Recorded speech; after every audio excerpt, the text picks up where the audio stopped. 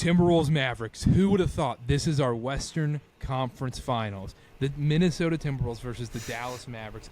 Imagine someone telling you in September, be like, hey, by the way, Kyrie, no craziness all season long.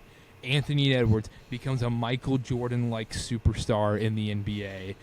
Rudy Gobert, Karl Anthony Towns versus Derek Lively and P.J. Washington in the Western Conference Finals. It's unbelievable. I can't believe it. But it also does check out. I mean, I think the regular season does matter, even though I know OKC was the number 1 seed and all. But the day-to-day NBA people covering teams, I think all of them love these two teams more than anyone throughout the regular season. They're like, I'm very high on the Mavericks. I'm very high on the Timberwolves throughout the season, it felt like. Especially post-deadline. Yeah, especially post-deadline and P.J. Washington coming in. And they're the Mavs front office. I know Brad Stevens. He deserves the Executive of the Year. Whatever second place is, give it to Dallas, especially for a midseason award. Oh, my goodness, man. That trade changed everything. I got it pulled up right here. Mavericks, Timberwolves. I have series odds. It's shifted already. A lot of action on Minnesota. Minnesota minus 180. Dallas plus 145 to win the series for a chance at the NBA Finals. Overall thoughts going into the series, Connor? Yeah, I want to start with this. If you would have told me that, so of the 4 remaining teams right now, I think 3 of them, other than Boston, if you would have said they'd be in the conference finals before the season, I would have said you're smoking crack. Like the Indiana Pacers, there's no way. Because number one, they didn't have Siakam yet. But even after the Siakam trade, I'd have been like, no way. They might make the second round. And then the Timberwolves, I'd have been like, no way, they're not ready yet. Anthony Edwards isn't going to lead this team to the Western Finals, not in a conference with the Nuggets and all these people. They felt like a Grizzlies candidate where they're like, hey, they're going to be awesome in the regular season. They're going to win a playoff round and then get bounced in the second round. Oh, yeah, I was low on them going into the playoffs. And then the Mavericks, before the season, it's like, oh, my God, they missed the playoffs last year. This Kyrie experiment is about to blow up in their face. What are they going to do? And even after the deadline, there were people talking about how they didn't like the PJ move or the Gafford move or all these different things they did. It worked out. And I think, Carter, we did this podcast segment like weeks ago where it was like changing of the guard, Edwards, SGA, all these new stars coming to the forefront of the league and being the face of the league. This really feels like the moment everything shifts. Because you look at the conference finals, you look at the Final Four, you don't see any familiar faces. There's no LeBron. There's no Curry. There's no Kevin Durant. There's no Giannis. There's no Embiid, even though he's not too familiar there. And there's no Jokic. There's not even any Jokic this year, which would have been my safe bet to be there. So all of a sudden it's Luka. All of a sudden it's Anthony Edwards. All of a sudden it's Tyrese Halliburton. Like, what are we doing here? It was almost Jason SGA. Tatum. Yeah, Jason Tatum. It feels like the changing of the guard to where it's like, all right, these teams are going to be the powerhouses now. Maybe not the Pacers so much, but these other 3 teams at least are going to be like contenders for years to come. And now I'm not going to be as surprised when, OKC's there, or, Luka made another run, or, here comes the Celtics again for the 5th straight year. Like, it just seems like a big change of the guard, and that's the number one takeaway I have from the Final Four. And I think it's going to be pretty entertaining, I will say. I think it'll be pretty entertaining. The weird thing, when you look at it from the sit back perspective, is that you look at these 4 teams, one of Jason Tatum, Tyrese Halliburton, Anthony Edwards, and Luka Doncic. One of those 4 players are going to be an NBA champion, and their career is going to be changed and how they're looked at for the rest of their lives. Like, we are going to talk about Jason Tatum in a totally different attitude if he wins this title. Same with Luka, same with Anthony Edwards. If the Pacers somehow do it, we might have to make a podcast bet where, like, I eat 100 liters of pickles or something stupid, because no way that happens. I mean, no. That's a fun way to look at it, though, because the Final Four teams, none of them have won a title before, like with this group. Like, yeah, the back-to-back stuff with Denver was fun to talk about, and it would have been cool to see a team defend their title. But now, with the conference finals, we are literally looking at 4 teams who are going to win their first championship, whichever team wins it. So I think that's a great way to look at it. It's also going to be the 6th straight different NBA champion. Like, no one will have repeated in the last 6 or all different teams. So it's a lot of fun. To move over to Wolves Dallas, super excited about this series in particular. I think this is kind of one of those immovable force meets unstoppable object meets an immovable force kind of deal. Dallas's offense is electric, right? You have all the guys that can go score. If PJ Washington's hitting shots, Derek Lively's grabbing boards, they're borderline unstoppable. Whereas the Timberwolves have one of the best defenses we've seen in the last couple decades. right? And it showed tonight and in a couple of these games in the Denver series, but it didn't show up every night, right? And that's where I think Dallas has a shot in this series, is to capitalize on those moments that the Timberwolves seem to have where they don't bring as much intensity defensively, or I don't know exactly what happens to them. The problem for Dallas is the size that Minnesota's going to be able to throw at them. Because after Lively, your next best is going to be Gafford, and then you're looking at P.J. Washington to fill in the forward five, right? Guard either Cat or Gobert. And Minnesota is going to be able to expose that matchup and be able to put that. Because if you want to put your best defender on Edwards, you're probably looking at P.J. Washington, right? Maybe Derek Jones Jr. if he's in there. You're still running small either way. So I think this is going to be a fun series, though, because there's going to be either a lot of scoring, right, both ways, or there's going to be some pretty intense like chess moves from coaches trying to figure out the lineups that work. I have a bold prediction here. Carter, you'll love this. I think this is the Rudy Gobert series. I think this is a prime time series for Rudy Gobert to come out and really dominate, because there was maybe 3 total minutes in the Thunder Dallas series that Gafford or Lively wasn't on the court. One of them is on the court at all times. And as good as they are, rebounding the ball, pick and roll, blocking shots, they can't shoot. They don't initiate the offense. They're not Nikola Jokic.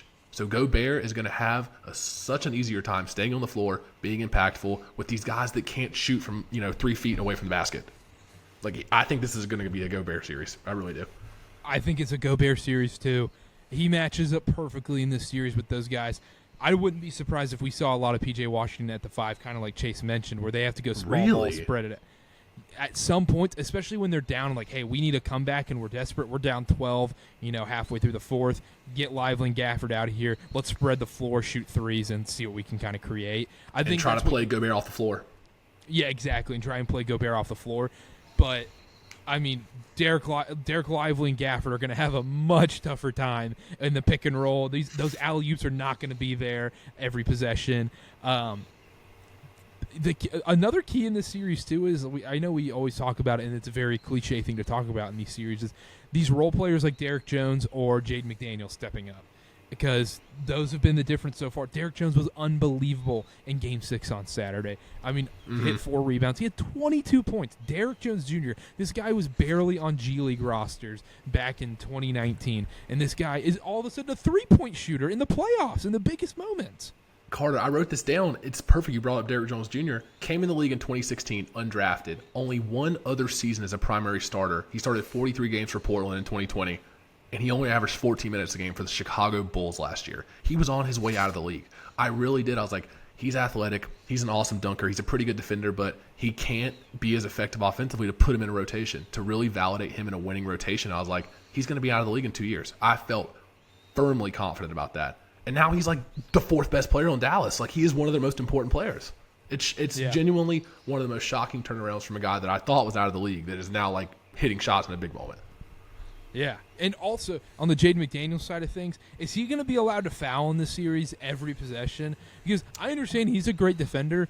He fouls every possession. Luka might lose his voice. Luka legitimately might lose his voice from yelling at the officials when guarded by Jaden McDaniels. I cannot wait. It's going to... FanDuel, if you're listening, put out a line of how many times Luka does this after the play. Like the LeBron. Why did I not get that call? I guarantee you it's over 19 and a half in Game 1. Easily. As funny as it is, guys, I actually think that's a big deal, right? How many fouls are the Timberwolves going to have? Because whether we like to admit it or not, Luka does get calls. That complaining works to a bit. And Jason Kidd is no dummy. He knows how to talk up refs and get them to make the calls. I'm not getting into that. hey, he is. Mavs in 6. Anyway, no, but that's going to be a big deal for Minnesota. Like, can these guys stand their floor? Can their perimeter defenders hang with Luka? I mean, we all thought in Game 1 of this Mavs Thunder series that Lou Dort had figured something out. Turns out he really hadn't, and he's one of the best on-ball defenders we have. Obviously, Minnesota's got a few of those guys as well. But it's going to be a real problem because Luka is as savvy as it gets when it comes to drawing fouls. And if Minnesota can't figure it out, then they're going to be in trouble. I will say, I would never, like, obviously the players are the ones that decide the games. But in this series, more than any other series in the playoffs, the way the games are officiated will determine the outcome the most. I really do feel that way because if you're the Mavs and you're getting all these foul calls and, Luka's hooking arms and he's getting calls and going to the line. That plays in their favor. But the Wolves, all their defenders are so physical. Jaden McDaniels, we all know it, physical defender. Anthony Edwards, physical defender. Nickeil Alexander-Walker comes in. He's a physical defender. Like, that is the Wolves' pride and joy, is being physical on defense. And then you have Karl Anthony Towns committing dumb fouls. So if the refs are really ticky-tacky, it plays in the Mavericks' favor. Whereas if they let them play and they let them, grind it out, rock fight down low, that plays in the Timberwolves' favor. Because it is night and day from playing OKC with Chet as the only person above 6'5" on the court, and then playing the Timberwolves with 2 twin towers and Cat, Gobert, and then Naz Reid off the bench, who's another 7-footer. Night and day. So I'm really curious to see how the officials start this series off. I think that's a huge point, too, because you remember watching Game 1 and Game 2 of the Nuggets series, you're like, oh my, the Nuggets can't get a call. I mean, it was, look, great defense by the Timberwolves, and this isn't saying, oh, screw the Timberwolves, they got lucky, they cheated or whatever. It's just the officials weren't calling fouls in those first 2 games. Minnesota was getting away with playing a lot more physical, and that plays to their advantage way more than the Nuggets. And if it's called similarly in this series, like you mentioned, then yes, it's going to be a huge advantage to Minnesota, and I would take Minnesota in this series 10 times out of 10 if that's how it's going to be officiated. But I think Chase brings up a great point. The way Luka gets officiated is so much different because Jokic, Connor, both of you guys, you're both 6'6", 6'7", whatever. You're both big guys. You guys both played big man in high school basketball. If any big man knows, you get fouled all the time and it just gets unnoticed. No, big men never get the calls ever. And Jokic probably gets more calls than the rest. And he got calls. Don't get me wrong in some of these games, but nowhere to the level of what Luka and Kyrie and these other guys are going to get, where these guards, where they're able to be more flamboyant with the calls, or with the calls. Yeah, that is the way it is. It really is. Even just a high school basketball level, it's like if you don't see it enough, like if there's not a crazy reaction or you don't fall down, you're not going to get the call most likely. No, or on the other side of things, if you charge into somebody, even if it's not, like if I charge into a 7-footer with the same exact force as I charge into a 6'4" guard, and he falls over, that's getting called a charge, and the other one's getting called a blocking foul.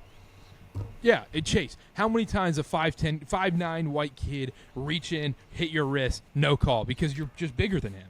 Oh, yeah. I mean, they can jump on my back, and, it's not going to be a call. Yeah, no such thing as over the back. Yeah, no, exactly.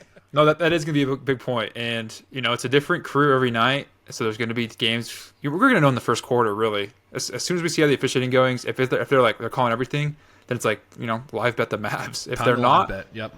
Yeah, if they're not, then like Minnesota's gonna be able to have this. I'm really excited for this series, guys. I think if Kyrie can get going, I don't know if he has to get going for Dallas to have a chance in this series, because he can do some damage being in the second option and take over games if he wants to, right? And if he's in that capacity, we just haven't really seen that from him so far this playoffs. He's been deferring to Luka, but he stepped up in some moments when he's needed to, but for the most part, he's been pretty passive. If Dallas really has any shot here, they need Kyrie to be vintage Kyrie.